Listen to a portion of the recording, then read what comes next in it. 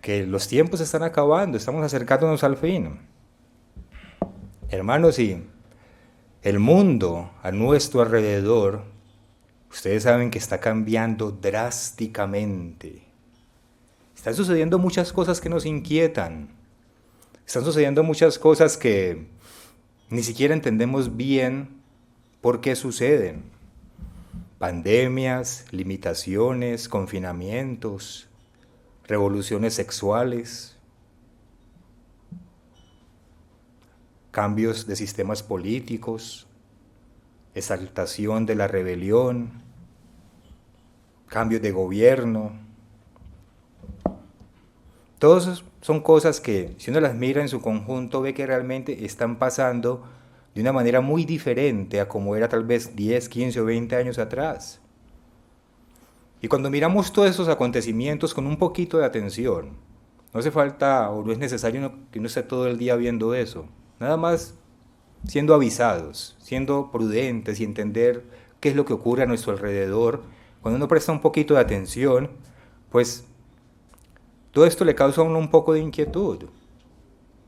Pero tal vez lo que más inquietud nos puede causar es ver ese cambio que se está generando en la mente de las personas, ese cambio en el pensamiento, en la forma de ser de los seres humanos, en donde lo absurdo, lo ilógico, lo sin sentido, en donde todo aquello que es contra natura, es decir, que es contra la naturaleza misma de las cosas, gana cada vez más y más seguidores.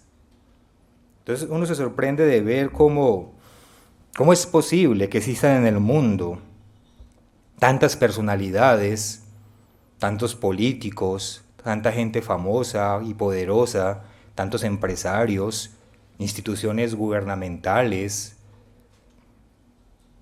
tantas universidades, tantos profesores que apoyan estos comportamientos. Cuando a todas luces,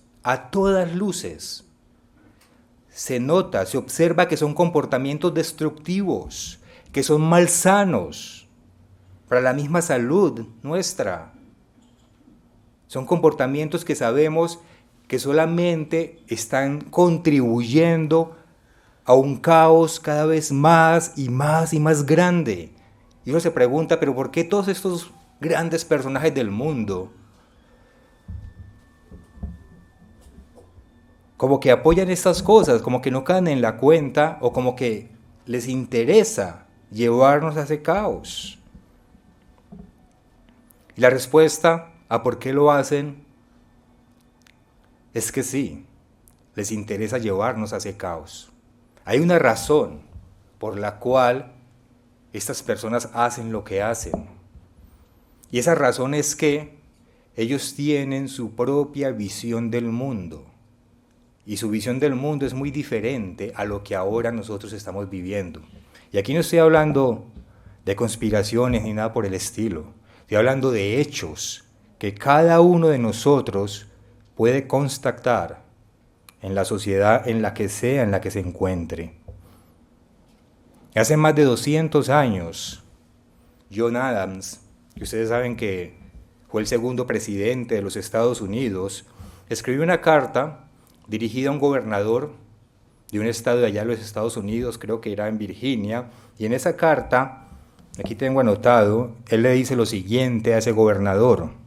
Le dice: recuerde, la democracia jamás dura mucho, pronto se gasta, se agota y se mata a sí misma.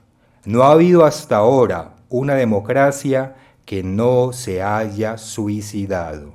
Es una carta del 15 de abril de 1814 de John Adams, el segundo presidente de los Estados Unidos. Y hace muchísimo más tiempo atrás, Platón y otros grandes pensadores de la antigüedad mencionaron que parece que los gobiernos de este mundo funcionan de manera cíclica. Podemos empezar, por ejemplo, con la monarquía, que fue de los primeros sistemas de gobierno que existieron en el mundo. La monarquía, que ustedes saben que es el gobierno de los reyes.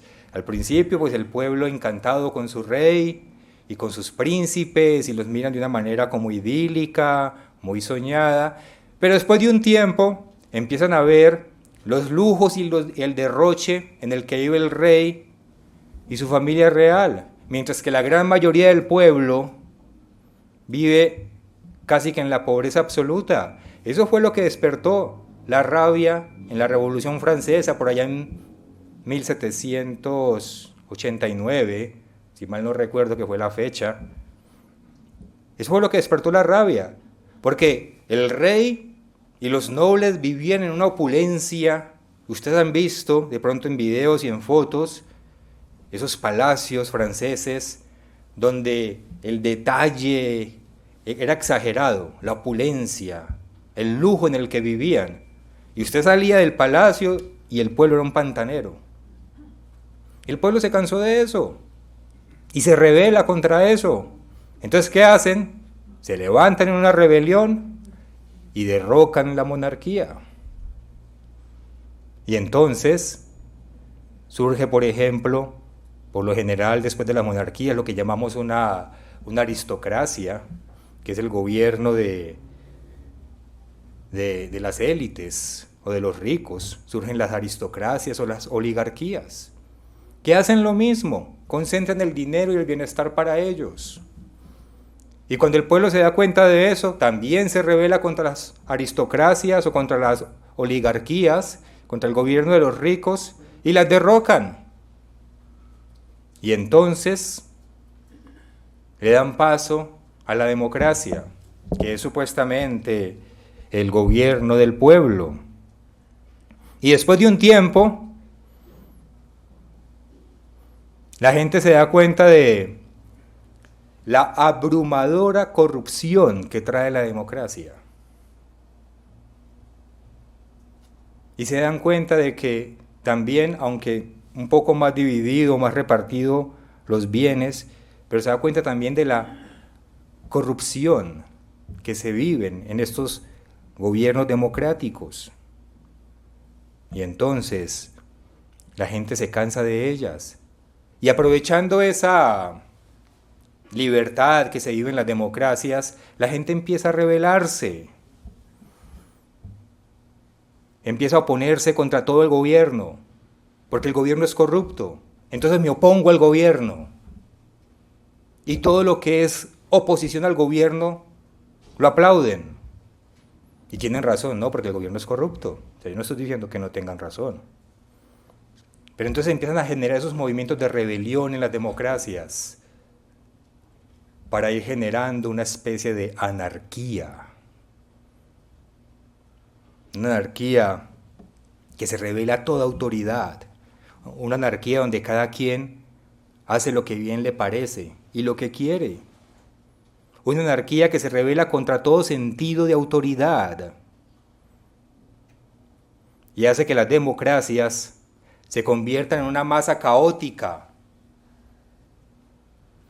que es el medio perfecto para que se levanten hombres, entre comillas, fuertes, pero que en realidad son dictadores o tiranos, que prometen entonces traer todo a la normalidad, que prometen recuperar el control de la sociedad, que prometen traer seguridad, estabilidad y moralidad nuevamente. Y claro, como venimos de ese caos desenfrenado, de esa violencia desenfrenada, de esa inmoralidad desenfrenada, pues necesitamos salvadores. Entonces salen estos grandes salvadores que tienen ahí el medio perfecto para prometer paz, prosperidad y justicia social. Y entonces aparece eso que llaman comunismo.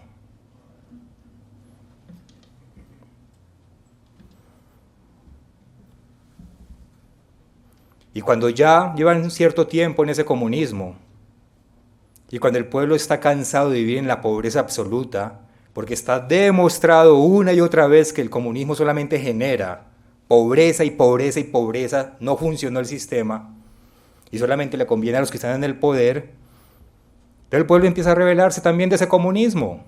Y después de muchas muertes y de mucha sangre, porque es uno de los sistemas más difíciles de derrocar,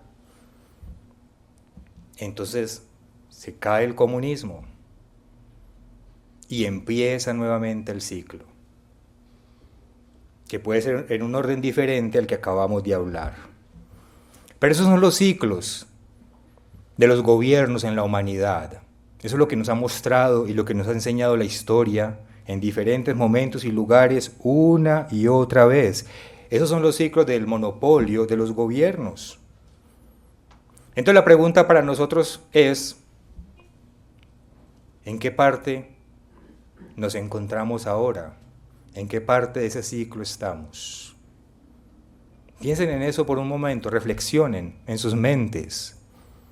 ¿En qué parte de ese ciclo nos encontramos? Y si nosotros echamos un vistazo rápido a los titulares de las noticias, pues vamos a inmediatamente entender que estamos en ese momento en lo que el presidente John Adams llamó el suicidio de la democracia. Estamos entrando a ese estado de anarquía, de rebelión total, de caos, de confusión. Esa anarquía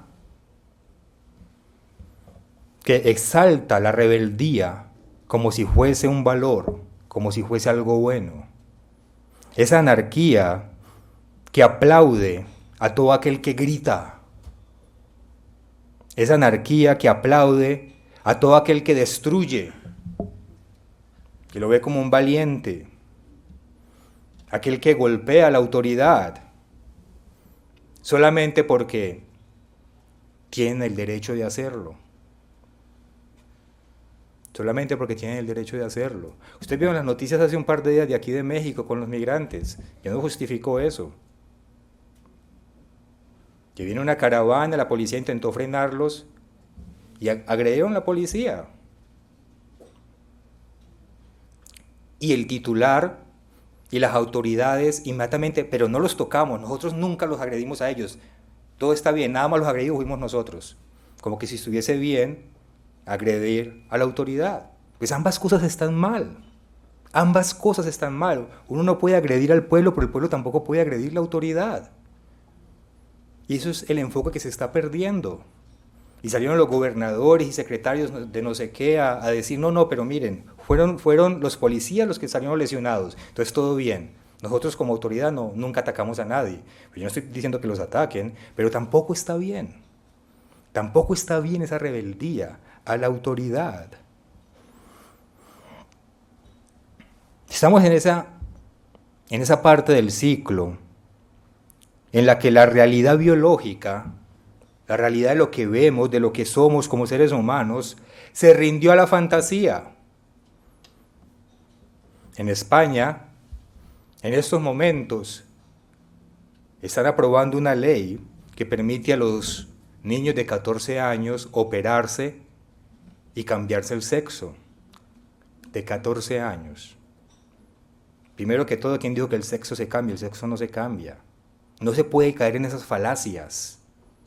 El hombre se mutilará o se amputará, pero es un hombre mutilado o amputado, pero sigue siendo hombre. El sexo no se cambia. Eso es una falacia, eso no existe. Y aunque haya algunos médicos que digan que sí, usted va a encontrar otros cientos de médicos que le van a decir honestamente, eso no se cambia. Pero como cedemos ante la fantasía de un niño de 14 años, que no puede comprar una casa o un coche porque es menor de edad, sí dejamos que haga algo en su cuerpo que es irreversible y que le va a afectar toda la vida. Yo estoy estudiando un poco de esto para el campamento que vamos a tener con los jóvenes, porque yo he hablado con ellos y ellos me dicen, sí, en nuestras escuelas nos siguen diciendo cada vez más y más y más que eso es normal y que sí se puede hacer. Entonces nosotros tenemos que decirle a nuestros jóvenes, no, por esto y esto y esto, para que tengan realmente las dos caras y los jóvenes puedan tomar sus decisiones como seres inteligentes que son. Pero si en el mundo reciben nada más una sola ideología y nosotros no les explicamos lo que es, se van a confundir. Es normal que se confundan. Por eso es importante también enseñar esos temas a ellos, porque estamos en ese momento en el que la sociedad está entrando en ese caos, que uno no entiende cómo gente con sentido común dice que todas esas cosas son normales. Actualmente en España hay 37 géneros sexuales, y demás que si aquí en México me escuchan diciendo esto, me llevan a la cárcel, porque aquí también tienen bastantes leyes en contra de decir lo que la naturaleza misma muestra y lo que el sentido común mismo muestra. Es el caos de una sociedad que está a punto de suicidarse, de un sistema que está a punto de suicidarse. Estamos en una sociedad en donde decir que tenemos responsabilidades está prohibido. Porque lo que hay en la mente de las personas es nuestro derecho a exigir, es nuestro derecho a demandar. Me lo tienen que dar todo porque si no, pues ¿para qué me trajeron al mundo? Y si no me da lo que yo pido como yo lo pido, pues me suicido. Y lo triste es que lo hacen. Estamos viviendo casi que una pandemia de suicidios en el mundo. Porque no les dan lo que ellos piden como ellos lo piden. Porque no se les enseñó que en la vida también hay responsabilidades que asumir. La vida no es para hacer lo que yo quiero y ya. ¿Quién dijo eso? Pues afuera lo dicen todo el tiempo, pero ¿quién dijo que la vida en realidad es así? La vida tiene derechos y tiene obligaciones. Y antes de yo exigir un derecho, debo de aportar aquello que estoy obligado a aportar como ser humano. ¿Qué es lo que estamos haciendo aquí? Estemos o no estemos en la iglesia, así es como Dios diseñó el universo. Entonces una sociedad sin sentido común, una sociedad que desvirtúa la realidad, una sociedad caótica, con una falta absoluta de respeto hacia la autoridad, no se va a sostener mucho tiempo. No se va a sostener mucho tiempo.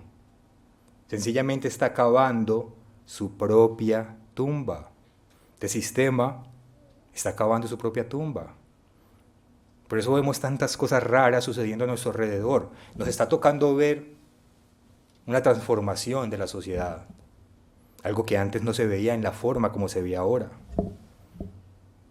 Y vuelvo y digo, las personas tienen razones reales para estar angustiadas, enojadas y frustradas con lo que viven allá afuera. Las personas tienen razones reales para decepcionarse de todos los sistemas que el hombre ha inventado. Llámese anarquía, llámese, monarquía, llámese oligarquía, llámese aristocracia, llámese comunismo, socialismo, o incluso llámese democracia. Que ningún sistema que el hombre ha inventado ha sido perfecto. En un discurso ante la Cámara de Comunes en Inglaterra, en 1947, para que veamos que esto lleva tiempo gestándose, Winston Churchill dijo: la democracia es la peor forma de gobierno. La democracia es la peor forma de gobierno, exceptuando todas las demás que se han inventado. Es decir, no hay una forma de gobierno que realmente busque el bien de la humanidad, de los que inventó el ser humano. Dicho por los gobernantes más preeminentes que hemos tenido. Ningún gobierno en este mundo es realmente altruista. Busca realmente el bienestar para los demás. Ha encontrado la fórmula para poderse sostener en el tiempo. Ninguno. Incluso aquellos que hoy en día, los países nórdicos que los traen a veces como ejemplo de lo mejor, tienen una gran cantidad de problemas sociales inimaginables. Personas solitarias, familias destruidas, suicidios por todas partes. ¿Por qué? Y los problemas allá no son los problemas de aquí. Aquí nos falta comida, allá les sobra. Y aún así no encuentran la manera de tener una sociedad alegre, armoniosa, productiva, mediante un sistema que pueda perdurar en el tiempo. Entonces, ¿dónde está el problema? El problema está en la naturaleza humana. El problema está en la misma naturaleza que tenemos los seres humanos, en el carácter de la humanidad en general. que la Biblia, por cierto, lo describe con mucha exactitud. Acompáñenme, si lo desean, a 2 de Timoteo. 2 de Timoteo, en el capítulo 3. 2 de Timoteo 3. Y leamos el versículo 1. 2 de Timoteo 3:1. Dice, voy a leer de la versión de Dios habla hoy, en esta oportunidad, esta cita, porque me parece que la dice de una manera clara, sencilla y directa. Pero ustedes me pueden seguir en sus propias Biblias. Dice 2 de Timoteo 3:1. También debes saber que en los tiempos últimos vendrán días difíciles. Los hombres serán egoístas, amantes del dinero, orgullosos y vanidosos. Hablarán contra Dios, desobedecerán a sus padres, serán ingratos y no respetarán la religión. No tendrán cariño ni compasión, serán chismosos, no podrán dominar sus pasiones. Eso sí que lo vemos hoy en día. Serán crueles y enemigos de todo lo bueno. Serán traidores y atrevidos. Estarán llenos de vanidad y buscarán sus propios placeres en vez de buscar a Dios. Aparentarán ser muy religiosos, pero con sus hechos negarán el verdadero poder de la religión. Esa es la naturaleza humana. Eso es lo que predomina en nuestras sociedades hoy en día. Y por supuesto es el carácter que predomina en los gobernantes que encontramos en el mundo. Por eso las sociedades colapsan. Y por eso vivimos en ese ciclo de gobiernos uno tras otro. Que ninguno perdura, ninguno permanece. Porque ninguno ofrece una solución a largo plazo. ¿Por qué? Porque hay una naturaleza humana que es egoísta y que tiene todas estas actitudes que aquí vemos. Y que si uno no lucha en contra de esto, sino que uno simplemente se deja hacer como es, todo esto le aplicaría a uno. Todo esto le aplicaría a uno. Entonces, nosotros en la Iglesia de Dios somos inmunes a estas actitudes, a estos comportamientos. O por el contrario, es algo que debemos tener muy presente aquí en nuestra mente y en nuestra mano, donde está ese sello de Dios, para no caer en ninguno de estos comportamientos. Cuando leemos esto, pensamos que esto le aplica a la gente de afuera, o pensamos por algún momento, ¿será que yo tengo algunas, 1, 2, 3, 4 o 5 de estas actitudes? ¿Y será que teniendo estas actitudes me dejo contagiar de la corriente del mundo, del pensamiento liberal del mundo? Porque el pensamiento que hay ahora en el mundo es un pensamiento que exalta esto. Exactamente esto. Hombres amadores de sí mismos, egoísmo puro. Usted simplemente se importa a usted y lo demás no le importe. Avaros, vanagloriosos, soberbios, blasfemos, desobedientes a los padres, ingratos, impíos, gente rebelde, sin afecto natural.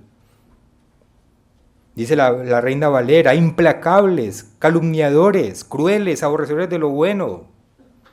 Eso es lo que la corriente que hay en el mundo, que invita al caos, es lo que salta. Justamente esto. No importa sino usted, ámese usted, sea lo que usted quiera hacer, exija porque usted tiene derecho. Céntrese en el usted. Y esto nos puede afectar a nosotros, y de hecho nos afecta si no luchamos en contra de esto. Y cuando dejamos que esa corriente nos permee, así como se levanta la sociedad en rebelión, a veces también nos queremos nosotros levantar en rebelión, como se levantan ellos. Porque a nosotros también nos afecta la corrupción de este mundo, ¿o no? ¿Quién de nosotros no se ve afectado por la corrupción de este mundo? Aquí en México llevamos 7 años intentando constituir una iglesia y no hemos podido.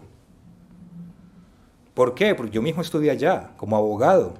Pues el abogado que nos atendió se enojó conmigo porque me sacaba leyes y yo le decía, pero yo me leí la ley, yo me leí como 3 leyes que aplican aquí para constituir las iglesias, porque contratamos un abogado y nada que se podía y nada que se podía. Entonces yo decidí ir hace como 5 años y fuimos a la oficina aquí, era por aquí de hecho, como a 4 o 5 cuadras, y nos atendió directamente el director de allá y yo pensé que eso era bueno y al contrario fue peor, porque cuando nos sentó allá empezó a decirnos un poco de requisitos y cogió un libro y empezó a leer como si estuviese leyendo una ley. Y yo era, pero yo me leí las leyes y eso no estaba ahí. Entonces yo le dije, usted por favor me dice cuál ley o decreto o artículos usted está leyendo porque yo quiero investigar bien esto. No, esto pues yo lo estoy diciendo porque pues es que yo trabajo aquí y si ustedes no hacen eso, tal cual me lo dijo, por aquí ustedes nunca van a tener una iglesia constituida. Ahora, si lo que ustedes quieren es mirar la manera de recolectar dinero, y yo lo miraba, yo, ay, es una ofensa. Pero bueno, es lo que hacen las iglesias del mundo. Nosotros no queremos mirar una manera de recolectar dinero. Yo le decía, no, nosotros creemos en esto, queremos hacerlo bien. Ah, pues entonces tienen que hacerlo así, así, así. Yo, pero explíqueme por qué me está pidiendo eso si la ley no lo pide. No, pues yo soy el que dirijo esto, si no hacen eso aquí nunca van a tener una asociación. Pues nos estaba pidiendo dinero. Nos estaba pidiendo dinero y pues yo no le iba a dar nunca dinero. Pues van 5 años y no. Y van a pasar 10 y yo creo que no. Porque no le vamos a dar dinero. No le vamos a dar, nosotros no podemos caer en esos sobornos. Pero nos afecta la corrupción de este mundo. En Colombia sucedió algo similar. Han intentado constituir una iglesia por varios años y no han podido por la misma razón. Porque hay que entrar en ese sistema de corrupción y nosotros no vamos a entrar en ese sistema de corrupción. Dios sabe cómo hacer las cosas y hasta dónde nos deja llegar. Entonces, eso es chocante, ¿no? Y es ofensivo. Pues, que ese señor me diga de frente que si lo que yo quería era como dinero, pues ¿qué le pasa, cierto? Uno se enoja un poco por eso también. Pero uno no puede permitir que porque estos gobiernos son corruptos, uno va a entrar en la corriente de este mundo a levantarse en rebelión. A nosotros nos bombardea todo el día esos pensamientos de rebeldad, de libertinaje y de destrucción. Todo el día somos bombardeados con esto. Los medios de comunicación o con los simples compañeros y amigos. Todo el día vemos eso. Pero ¿qué nos dice el apóstol Pablo? Continuemos leyendo ahí en 2 Timoteo 3. ¿Qué nos dice el apóstol Pablo respecto a esto? Y en el versículo 14. Puedes seguir leyendo de la versión Dios habla hoy. Dice, tú sigue firme en todo aquello que aprendiste. Nos dice, sigan ustedes firmes, no cedan ante la presión del mundo, de lo cual estás convencido. Ya sabes quiénes te lo enseñaron. Me parecen muy lindas esas palabras. Sigue firme en lo que aprendiste, de lo cual estás convencido. Ya sabes quiénes te lo enseñaron. Recuerda que desde niño conoces las Sagradas Escrituras, le dice a Timoteo. Y esto aplica a muchos de nosotros que nacimos o estamos en la iglesia desde bebés. Recuerda que desde niño conoces las Sagradas Escrituras que pueden instruirte y llevarte a la salvación por medio de la fe en Cristo Jesús. Toda Escritura está inspirada por Dios y es útil para enseñar y reprender, para corregir y educar en una vida de rectitud, para que el hombre de Dios esté capacitado y completamente preparado para hacer toda clase de bien, para que nosotros estemos capacitados y preparados para hacer el bien en oposición al mal que se está viendo allá afuera. Entonces la exhortación del apóstol Pablo que nos da aquí, en estas palabras que le dice a Timoteo, que a veces le decimos el joven Timoteo como si nunca hubiese crecido, que le dice a Timoteo, es que no podemos permitir que esta clase de pensamientos nos permeen, esos pensamientos y estas actitudes que leemos aquí. No podemos permitir que esa contaminación de la sociedad también entre en nosotros. Al contrario, debemos seguir firmes en nuestra oposición a todo comportamiento que contradice lo que encontramos aquí en las Sagradas Escrituras, en la palabra de Dios. Miremos rápidamente algunos de estos comportamientos. Por cuestión de tiempo no los vamos a ver todos. Tomaría de hecho varios mensajes hablar de cada uno de estos comportamientos incorrectos que menciona aquí el apóstol Pablo, pero vamos a hablar de algunos de ellos que son relevantes en cuanto al tema que estamos tratando hoy. Dice el versículo 1, aquí de 2 Timoteo capítulo 3, versículo 1. Dice, también debes saber que en los tiempos últimos vendrán días difíciles. Y la versión Reina Valera dice, en los postreros días vendrán tiempos peligrosos. Ahora bien, días difíciles y tiempos peligrosos, ¿para quién? ¿Para quién?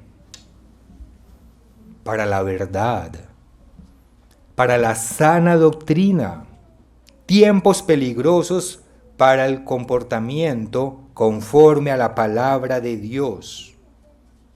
Estos días son difíciles, estos tiempos son peligrosos para mantener la verdad que siempre se nos ha enseñado. Veamos un ejemplo real, porque lo que nos dice la palabra de Dios es bueno como aterrizarlo un poco, para que no queden nada más en palabras románticas y bonitas, sino que veamos que esto se aplica a nuestra vida real, a nuestra vida diaria y cotidiana, con lo que está sucediendo allá afuera. Así sabemos que la palabra de Dios está viva y que es vigente.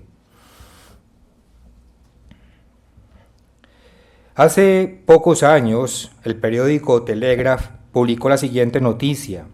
Dice, en lo que algunos llaman una decisión histórica, 2 jueces del Tribunal Supremo del Reino Unido recientemente dictaminaron que una pareja no podía servir como padres adoptivos debido a que creen que la homosexualidad es un pecado. O sea, un juez dijo, usted, señor y señora, no pueden adoptar porque ustedes creen que la homosexualidad es un pecado. Entonces, el caso fue llevado a la corte por un trabajador social que estaba preocupado al saber que la pareja no tolera la homosexualidad. La señora Jones, de la pareja de padres adoptivos, comentó, estamos dispuestos a amar y a aceptar a cualquier niño. Todo lo que no estamos dispuestos a hacer era decirle a un niño pequeño que la práctica de la homosexualidad es algo bueno. Es decir, ella dijo, nosotros no odiamos a nadie, pero yo no le voy a enseñar a un niño que ser homosexual es bueno. Y por eso el juez dijo, ustedes no son buenos padres, no pueden adoptar niños.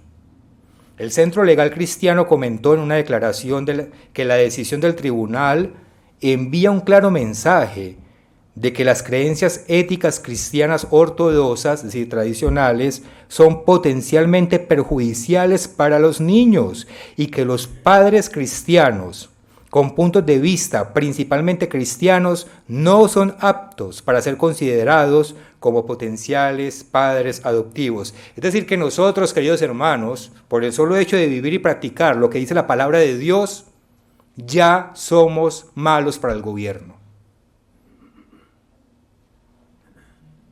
Por el solo hecho de enseñar que un hombre es un hombre y una mujer es una mujer, ya somos malos. En el mismo sentido, un libro que estoy leyendo es este, se llama Atrapado en el cuerpo equivocado. Este libro, que habla un poco de eso, dice en la página 65, para que vean qué está pasando, que ya sucede, para que vean lo peligroso que es, o lo malo de los días, que es ahora mantenernos en la verdad de Dios. Dice, el caso de Ontario, la provincia más poblada de Canadá, resume los peligros de la ideología de género en materia familiar. Dice, el Parlamento Provincial de Ontario aprobó en el año 2017, hace 3-4 años, la Ley 89, abro comillas, apoyando a los niños, los jóvenes y las familias. O sea, para eso sacó la ley, apoyar a los niños, los jóvenes y la familia, la cual permite al gobierno sacar a los niños de su hogar si sus padres se oponen a la ideología de género. Por ejemplo, ha habido muchos casos de niños que, ya sea por la confusión generada por la educación sexual, o por presión de sus compañeros, o por algún desorden de orden psicológico, manifiestan dudas sobre su sexo biológico, o se creen atrapados en el cuerpo equivocado, o a raíz del abuso que recibieron cuando niños creen que son gays. Entonces dice aquí, muchos niños, por ejemplo, piensan que si fueron abusados por un hombre es porque son gays y se mortifican con este pensamiento erróneo. Entonces dice, hay muchas causales en estos tipos de conducta, pero uso esto, dice el autor, para ejemplificar. Si los padres intentan ayudar al niño a superar esta conducta o a buscar tratamiento psicológico para el mismo, corren grave peligro de que les quiten a sus hijos. Como decía un niño, entre comillas, transexual, en una propaganda canadiense, o sea, esto fue un comercial canadiense pro LGBT. Les decía este niño, si tus padres no te aceptan como eres, es hora de buscar nuevos padres. Dicho en un comercial por un niño supuestamente transexual. Es lo que estamos viviendo. Es lo que estamos viviendo. Es lo que se está viendo allá afuera. Hermanos, ¿y quién de nosotros puede decir que el mundo, desde que estamos vivos, era así? Así tengo 80 años o 90. El mundo se está transformando ante nuestros ojos a ese caos que la misma Biblia también profetizó. Esta masa caótica en la que se están convirtiendo nuestras sociedades, esta anarquía a la que nos están invitando, hace cada vez más difícil y más peligroso los tiempos para nosotros en el sentido de mantenernos en obediencia a toda la palabra de Dios. Sigamos leyendo aquí en Timoteo, 2 Timoteo 3, sigamos en el versículo 2. Voy a seguir leyendo aquí en la Dios habla hoy. Los hombres serán egoístas, amantes del dinero, orgullosos y vanidosos. Y luego dice, hablarán en contra de Dios y no respetarán la religión, que es lo mismo que ser blasfemos. Dios dice que los hombres de ahora hablarán en contra de Dios. Lo vemos por todas partes, que no respetan la religión, se burlan de nosotros. Y en Lucas 18:8, ustedes saben que nuestro Señor Jesucristo nos hizo una pregunta. Él dijo, y cuando el Hijo del Hombre venga, ¿hallará fe en la tierra? ¿O Dios era simplemente un mito, una invención del hombre? Vamos a ver un video del programa El Mundo de Mañana. Es una partecita del video El Mundo de Mañana, que yo espero que ustedes vean esos videos, porque son muy buenos y nos mantienen muy alerta a lo que está sucediendo. Entonces aquí hay un video del Mundo de Mañana, les voy a mostrar solamente unos 4 minutos de este video, que nos muestra cómo el mundo se está moviendo en este sentido, en negar la fe, en negar a Dios, en burlarse de la religión. Entonces, si podemos por favor reproducir el video, aquí nuestro querido hermano Miguel. Al comenzar, debemos reconocer que nuestro mundo ya no da por sentado la existencia de un creador todopoderoso. De hecho, muchos de los que influyen en nuestra cultura están trabajando activa y apasionadamente para destruir esa creencia. En lo conocido como el surgimiento del nuevo ateísmo, el trabajo de ateos como Richard Dawkins, Sam Harris, Daniel Dennett y el difunto Christopher Hitchens ha hecho del ateísmo o de la incredulidad en Dios una elección popular. Apodados los Cuatro Jinetes, estos hombres presentan ideas que realmente no son nuevas, pero sus agresivos textos y presentaciones públicas han inspirado un nuevo vigor en los que critican públicamente la creencia religiosa. La influencia de esa opinión se puede sentir en varias facetas de la sociedad, desde universidades y tribunales y legislaturas gubernamentales hasta entrevistas de famosos en YouTube. La incredulidad en Dios está siendo esparcida por ansiosos evangelistas ateos, decididos a alejar permanentemente a nuestra cultura de aceptar que exista un creador. Esto se ilustra bien en el trabajo de Peter Boghossian, profesor de filosofía y autor de Un manual para crear ateos. En ese libro, expresa su opinión de que las creencias religiosas deben ser contenidas y eliminadas como a epidemias. El capítulo 9 del libro se titula Protocolos de contención, donde escribe: el propósito de este capítulo es sugerir posibles cambios y proponer formas en que los lectores puedan contribuir a la lucha por la razón. Ahora, ¿cuáles son algunas de las formas en que sugiere que se puede contribuir a la lucha por la razón? Considere la sugerencia número 2. Estigmatice las afirmaciones basadas en la fe como racistas. O la número 8. Tratar a la fe como a una crisis de salud pública. Al elaborar en este punto, Boghossian dice no sugerir políticas específicas en cómo hacer esto. Dice: más bien quiero agregar mi voz al creciente número de personas que creen que debemos reconceptualizar la fe como a un virus de la mente y tratar a la fe como a otras crisis epidemiológicas, contener y erradicar. Luego está la sugerencia número 10, crear hijos escépticos, ateos. Note que la palabra ateos es su palabra, no la mía. Finalmente hay una sugerencia número 11, eliminar la exención religiosa como delusión del DSM. El DSM es el Manual Diagnóstico y Estadístico de los Trastornos Mentales. O sea, que el Dr. Boghossian sugiere que las creencias basadas en la fe deben clasificarse como efecto secundario de un trastorno mental. En su opinión, a largo plazo, una vez que estos tratamientos y esta investigación se refinen, los resultados podrán usarse para informar las políticas de salud pública diseñadas para contener y finalmente erradicar la fe. Cuando tales sentimientos dominan las actitudes de aquellos que buscan dar forma a la sociedad, tienen un impacto. Un informe del 2019 de Lifeway Research señaló que 2/3 de los adolescentes que asisten a la iglesia dejan de asistir entre las edades de 18 y 22 años. En un informe del Estudio Nacional de Juventud y Religión, los investigadores Christian Smith y Melinda Lindquist Denton descubrieron que en los adolescentes que abandonan su fe, casi 1/3 lo hacen debido al escepticismo intelectual y la incredulidad. Las razones dadas por los adolescentes incluyeron declaraciones como «ya no tenía sentido» y «yo pienso científicamente y no hay pruebas». El fenómeno no se limita a los niños. En el 2016, el Pew Research Center informó sobre los resultados de su encuesta a los estadounidenses que dejaron una fe determinada después de identificarse con ella. La incredulidad dominó su motivación. Cerca de la mitad de los criados en una religión, o el 49%, indican que la falta de creencia los llevó a alejarse de la religión.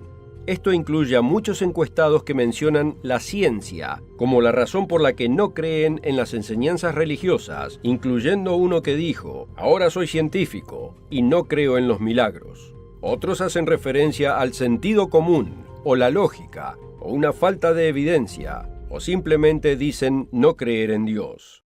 Pero usted no necesita un título de filosofía o entrenamiento religioso para ser firme en su creencia de que Dios, su creador, vive y está activo en el mundo. El rey David, el poeta guerrero del antiguo Israel, escribió en el Salmo 14, dice el necio en su corazón, no hay Dios.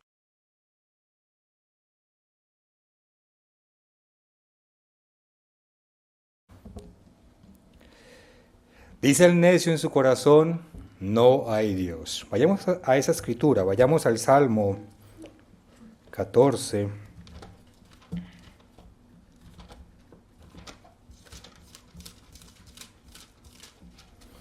Salmo 14 y leamos a partir del versículo 1. Dice el necio en su corazón, no hay Dios. Se han corrompido. Hacen obras abominables, no hay quien haga el bien. Está describiendo la sociedad en la que casi que estamos ya hoy en día. Ahí se mencionó, en ese programa del Mundo de Mañana, que eso que están enseñando estos profesores y eruditos cada vez tiene más y más acogida en los jóvenes, en las universidades y en las escuelas. Dicen, se han corrompido, hacen obras abominables, no hay quien haga el bien. Versículo 2, el Eterno miró desde los cielos sobre los hijos de los hombres para ver si había algún entendido que buscara a Dios. Todos se desviaron, a una se han corrompido. No hay quien haga lo bueno, no hay siquiera uno. Porque se está cambiando la forma en que la gente piensa.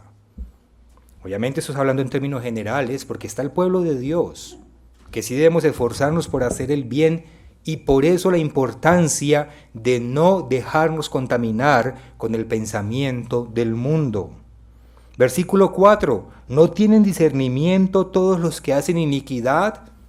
Lo que decíamos al principio, pero no entienden que esa clase de vida es destructiva, genera caos, es malsana, daña la salud. ¿No hay discernimiento ya en el mundo? Pues no lo hay, cada vez es menos. No tienen discernimiento todos los que hacen iniquidad, que devoran a mi pueblo como si comiesen pan, y al Eterno no invocan, porque en su corazón dicen, no hay Dios. Es lo que se está enseñando en el mundo, en todas partes. Quieren borrar a Dios completamente, de la mente y de los corazones, de las personas. ¿Para qué? ¿Qué ganan con eso? Para que se pierda todo discernimiento de lo que es bueno y de lo que es malo.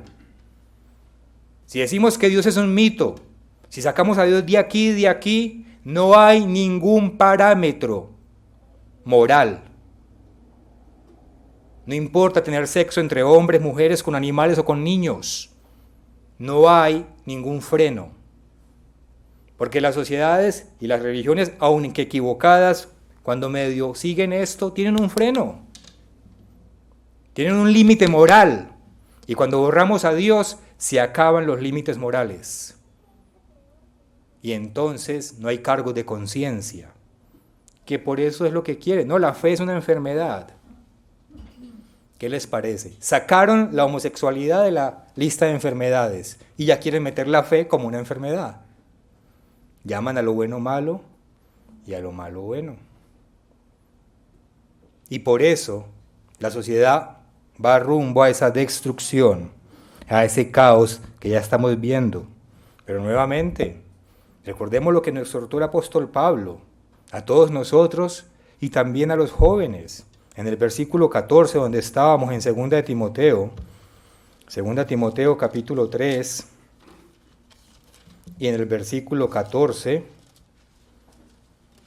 dice, tú sigue firme en todo aquello que aprendiste.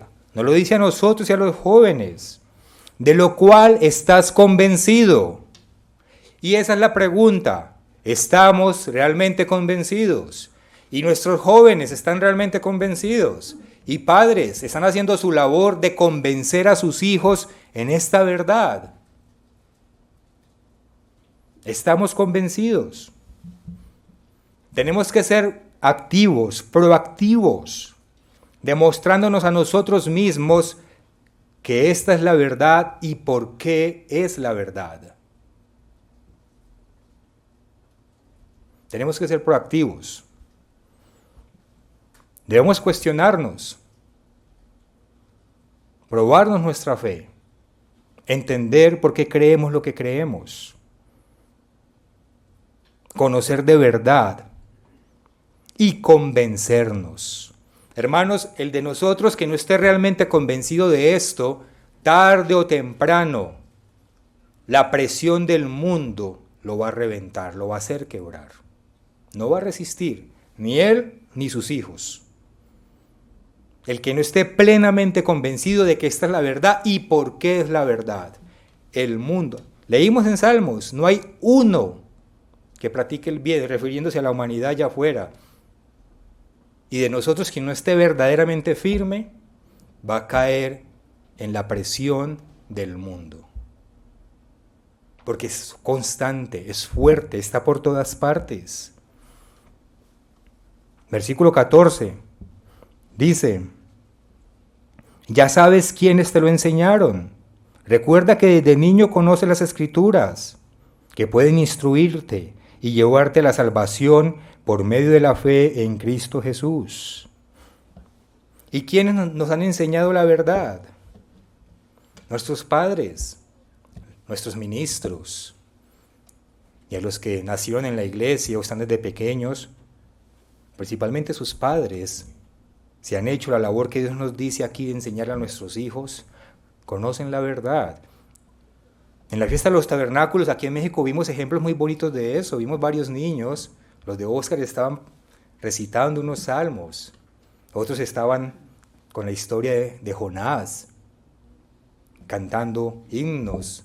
O sea, se les está enseñando a los niños desde pequeño esa verdad. Y ahora que van creciendo y que ya están más adolescentes y que ya saben pensar y razonar más, estos jóvenes, ustedes jóvenes, tienen que demostrarse por qué lo que papá y mamá nos enseñan es la verdad. Tienen que aprender a tomar esa decisión. Y por respeto a papá y mamá, por amor a papá y mamá, y por un poquito de inteligencia, los jóvenes deben sacar ese tiempo de decir, bueno, veamos por qué mi papá y mi mamá me insisten tanto en que hagamos lo que dicen en la iglesia, que es tan opuesto a lo que me acaban de enseñar en la escuela. Y los jóvenes que están aquí, que nos están escuchando, tienen que hacer ese proceso mental. Si son un poco inteligentes. Y ver por ellos mismos por qué papá y mamá nos dicen esto y por qué en la escuela dicen esto. Y con la ayuda de Dios van a descubrir dónde está el engaño. Dios les va a mostrar por qué el mundo allá afuera está engañando. Pero tienen que ser inteligentes y no tragar entero lo que escuchan afuera, ni los jóvenes, ni tampoco nosotros. Hay que reflexionar y demuéstrense que esta palabra de Dios es verdadera. Y así van a poder resistir. Tienen que mirar a largo plazo, porque lo que el mundo enseña es placer instantáneo. Y el placer instantáneo genera consecuencias negativas a largo plazo. Lo que papá y mamá enseñan y lo que Dios nos enseña es control inmediato, pero gozo, buen gozo y felicidad a largo plazo. Esa es la gran diferencia. Vive un poquito de vida malsana, se divierte un poquito, pero se va a llenar de enfermedades, de muerte, va a hacerle daño a otras personas, le va a hacer daño a su cuerpo y probablemente va a morir joven. Dios nos enseña el otro camino, el camino de la disciplina, el camino de la obediencia, el camino del esfuerzo que a lo largo va a traer mejores resultados. Y hoy más que nunca los papás tienen que poner por obra, más que nunca, sobre todo, no, todos los que tengan hijos. O sea, tienen una labor muy fuerte, hermanos, ustedes que son padres. La instrucción en Deuteronomio 6:6. Y estas palabras que yo te mando hoy, esta que nos dice el apóstol Pablo, que siempre nos han enseñado, que siempre hemos escuchado, estas palabras que yo te mando hoy estarán sobre tu corazón y las repetirás a tus hijos. O sea, el papá que falle en esto va a perder a sus hijos. Y hablarás de ellas estando en tu casa y andando por el camino y al acostarte y cuando te levantes. Es decir, hay que enseñarles constantemente la palabra de Dios a los niños. Y las escribirás en los postes de tu casa y en tus puertas. Es decir, las leyes de Dios rigen nuestra vida, nuestra intimidad, el interior de nuestro hogar. Hay que estar pendientes de hacer esto que Dios nos pide, para que no nos arrastre la corriente del mundo. Versículo 2 de 2 Timoteo 3:2. Dice, desobedientes a los padres. Una generación de desobediencia. Y eso es un punto crítico en la sociedad actual. Hace poco más de un año, el Times hizo la siguiente publicación. Dice, ataques a la policía. Un estudio reciente sobre los oficiales de policía británicos reveló algunos resultados sorprendentes. 8 de cada 10 policías han sido atacados físicamente y un tercio sufrió lesiones el año pasado. Durante el periodo de 2017 a 2018 hubo un aumento del 20% en los ataques a los oficiales de policía, más de 26.000 en total. Una tercera parte de la población de la policía, encuestada, reportó lesiones por ataques tan graves que necesitaron atención médica. El año pasado, los oficiales de policía tomaron más de 500.000 días de licencia médica por razones de salud mental. Un oficial de policía británico es atacado cada 20 minutos. Eso es Inglaterra, que la violencia en Inglaterra comparada con la nuestra es nada. La autoridad es atacada en Inglaterra cada 20 minutos. Y uno dice, bueno, es que la autoridad es corrupta. Sí, pero ¿qué hemos hablado? La semana pasada leí un titular de una noticia que decía, la policía bajó abusivamente a un hombre incapacitado de su carro y lo arrojó al piso, allá en Estados Unidos. Eso decía el titular de la noticia. Y yo, es que la policía sí se le va la mano, ¿no? Entonces empecé a hojear el artículo, la noticia. Y sí decía que ese hombre estaba incapacitado, no se podía mover y que la policía lo sacó a la fuerza, lo arrojó al piso y lo esposó a pesar de que estaba incapacitado. Y seguí leyendo y por allá muy abajo, medio explicaron las circunstancias y estaba el video de cómo sucedió, porque lo grabaron, los policías tienen cámara corporal. Entonces yo llegué y miré el video y efectivamente la policía bajó a esta persona. Lo que no dicen y lo que no explica el titular es que la policía le dijo, lo paró, iba en su coche, lo paró, señor, por favor, bájese del coche, yo no me voy a bajar. Señor, por favor, necesito que se baje del coche, vamos a requisar su coche. No, usted no tiene derecho a bajarme, ¿por qué me va a bajar? De aquí no me bajo. Señor, por favor, así, en ese tono el policía, paciente, señor, por favor, le pido que se baje del coche porque vamos a revisar su coche. Pues no me voy a bajar, usted no tiene derecho, estoy lisiado. Señor, si está lisiado, habemos 2 policías, lo ayudamos a bajar. Tranquilo, por favor, bájese del coche. Pues no me bajo. Marcó su celular, llamó a los amigos, me van a bajar de aquí, de mi coche, miren lo que está sucediendo, están abusando de mí. Ya como a la 6ª vez, dijo el policía, se baja del coche ahora mismo, lo bajamos. ¿Qué no me bajo? Entonces la policía ya llegó, le quitó el cinturón y lo bajaron. El señor empezó a moverse bruscamente y obviamente terminó en el piso y ahí lo esposaron. Revisan el coche y estaba lleno de droga. Miren la diferencia de la realidad al titular. Entonces la policía se abusa, claro, pero también la policía tiene que hacer un trabajo, que afuera hay gente mala o no. Y después nos quejamos de que la policía no hace el trabajo. Entonces el problema es esa rebelión que se está gestando en todo lo que es autoridad. No importa que ejerza bien la autoridad, el hecho de que sea autoridad ya necesariamente tiene una connotación negativa en la gente de todo el mundo.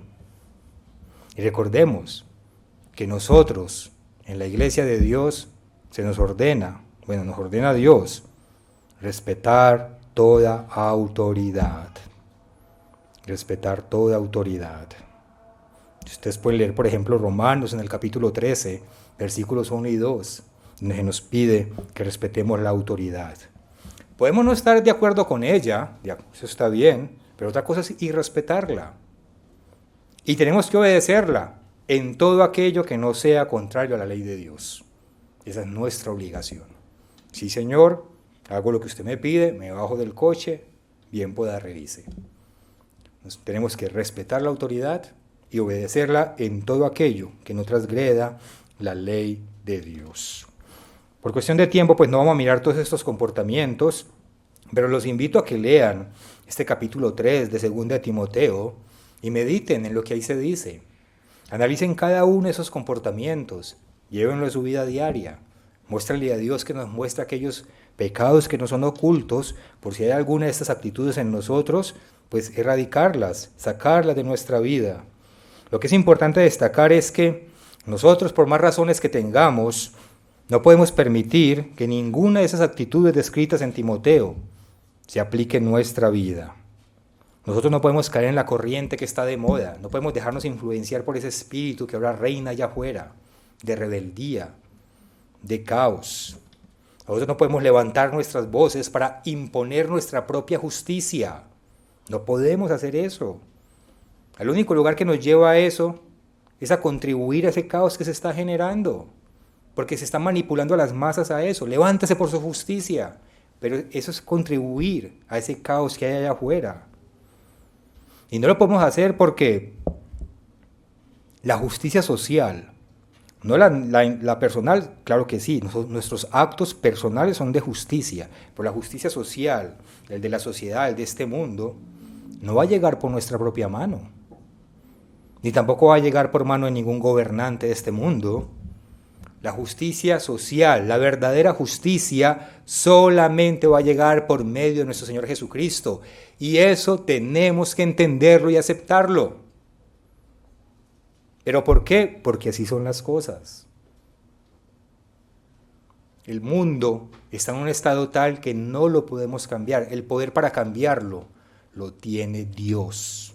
Y ustedes saben cómo va a llegar Dios, con mano dura de hierro, a someter a las naciones del mundo, porque ellas no se van a querer someter ni ante el mismo Cristo. Entonces no podemos ser ilusos, pensando que nuestra propia justicia social va a hacer algún cambio. Ojo, nuestros actos personales sí son de justicia. O sea, nuestro comportamiento siempre es justo en relación a la obediencia de todo lo que es la palabra de Dios. Cuando la venida de Cristo va a llegar esa verdadera justicia social, ese verdadero cambio. Cuando venga Cristo, ese sistema que va a imponer la bestia, que hablamos durante la fiesta, va a ser derrocado. Y cualquier otro sistema que haya en el mundo para ese momento. Y se va a implementar un nuevo sistema de gobierno. Pero no para entrar nuevamente en esos ciclos, sino un sistema de gobierno que va a ser permanente, eterno, que no va a pasar y que va a ser perfecto. Un gobierno que nunca va a ser quitado. Y va a ser un gobierno que se va a basar en la autoridad, en esa autoridad que hoy en día nadie quiere. Y va a ser un gobierno que va a estar estructurado en jerarquías. Va a ser un gobierno organizado. No va a ser una anarquía, no va a ser una monarquía o una aristocracia, o un comunismo o un socialismo. No va a ser nada que el mundo haya inventado. Va a ser, tal vez lo podemos llamar como una teocracia, que es ese gobierno que es ejercido directamente por Dios y a través de sus reyes y de sus sacerdotes. Ese va a ser el gobierno que va a traer Cristo en el mundo de mañana. Un gobierno eterno que no va a pasar y va a ser teocrático. Va a ser un gobierno directamente ejercido por Dios, por Cristo que es Dios. Y de ahí para abajo, por medio de sus reyes y de sus sacerdotes. La Biblia nos da muchos detalles de que así va a ser ese gobierno en el futuro. Y nos da detalles de que va a haber jerarquía, que va a haber autoridad. Les vamos a mostrar un esquema que es muy sencillo, ya vamos a acabar.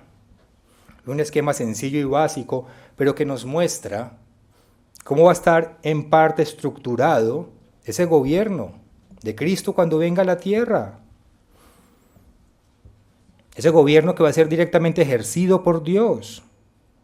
En ese gobierno Cristo va a ser rey sobre toda la tierra en obediencia al Padre. Cristo va a reinar en toda la tierra y ustedes pueden leer Zacarías 14:9 y Apocalipsis 11:5. Luego, David va a gobernar bajo Cristo y va a gobernar a las 12 tribus de Israel. Pueden leer también Ezequiel 37 y Jeremías 23:5, entre otras escrituras. Y luego bajo David van a reinar los apóstoles, los 12 apóstoles. uno sobre cada tribu de Israel. O sea, Dios tiene una jerarquía hecha. Tiene un gobierno que emana de Él, con estructura y con autoridad. Leamos, por ejemplo, Lucas 22, leamos esta.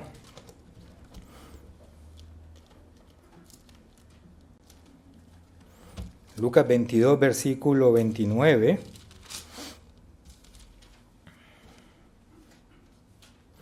Dice Lucas 22, 29. Yo pues os asigno un reino, como mi Padre me lo asignó a mí, para que comáis y bebáis a mi mesa en mi reino, y os sentéis en trono, juzgando a las 12 tribus de Israel. Está diciendo a los apóstoles. Y luego, las primicias, los primeros frutos, aquellos que venzamos, aquellos que estemos en la primera resurrección, vamos a gobernar sobre las ciudades de la tierra. Dios nos va a asignar ciudades para que gobernemos en ellas. Apocalipsis capítulo 2, versículo 26. Apocalipsis 2, 26. Dice, al que venciere y guardare mis obras hasta el fin, o sea, nosotros las primicias si vencemos, yo le daré autoridad sobre las naciones y las regirá con vara de hierro y serán quebrantadas como vaso de alfarero, como yo también la he recibido de mis padres, de mi Padre. Entonces todo el poder, toda la autoridad proviene de Dios, viene del Padre, llega a Cristo y de ahí hacia abajo va a llegar para esos reyes y sacerdotes en el milenio, hasta llegar a nosotros que somos las primicias y vamos a tener autoridad para gobernar en las naciones que se nos asigne. Obviamente en intermedio pueden haber muchos otros mandos medios que podrán encontrar en la Biblia o que sencillamente Dios no da detalles, pero la Biblia muestra con claridad que va a haber un gobierno teocrático que desciende de Dios, que se basa en la autoridad y en la jerarquía. Y así es como ese gobierno justo y perfecto va a traer paz a toda la tierra. Ese gobierno será el que traerá verdadera justicia social en el mundo de mañana. Y para eso, para esos cargos que van a estar ahí abajito, ahí en ese poco de rayitas estaremos nosotros y vencemos con la ayuda de Dios. En alguna ciudad que Dios nos asigne. Y sobre nosotros estarán aquellos que Dios les va a dar más autoridad que a nosotros. Pero en ese gobierno no va a haber rebeliones. En ese gobierno no va a haber uno de abajo diciendo que un apóstol es injusto, o que David porque está allá arriba y que se lo merece más. Allí no va a haber nada de eso. Ese gobierno van a llegar personas que aprendieron a respetar y a someterse a la autoridad. Por eso Dios nos dice, sométanse a toda autoridad. Dios nos está dando lecciones para que aprendamos. Y venciendo aquí, seremos aptos de recibir ese galardón en algún momento. Y ese gobierno no va a tener límites, no va a ser cíclico, sino que va a durar para siempre. Será fuerte, será admirable, será perfecto, será justo. Y será traído por el único ser que lo puede traer. Ahí no va a haber ningún ser humano, ningún político, por buenas intenciones que tenga, que lo traiga. Solamente un ser en el universo lo va a traer. Nuestro Señor Jesucristo, en obediencia a las instrucciones del Padre. Leamos la última escritura en Isaías, en el capítulo 9. Isaías 9, versículo 6. Porque un niño nos es nacido, ese es Cristo, hijo nos es dado, y el principado sobre su hombro, y se llamará su nombre admirable, consejero, Dios fuerte, Padre eterno, príncipe de paz. Y miremos lo que dice el versículo 7. Es decir, el ser que tiene estas características será el único ser que podrá traer ese sistema de gobierno perfecto que nunca va a pasar y que traerá verdadera justicia social. Y luego dice el versículo 7, lo dilatado de su imperio y la paz no tendrá límite, será eterno, sobre su trono de David, sobre el trono de David y sobre su reinado, disponiéndolo y confirmándolo en juicio y en justicia, desde ahora y para siempre. El celo del Eterno de los ejércitos hará esto. Ese es el gobierno que nos espera. Si tenemos fe, para no dejarnos atrapar en la corriente de este mundo y para creer que nuestro Salvador es el único que traerá esa verdadera justicia que tanto necesitamos. Los dejo en compañía de su maestro de ceremonias.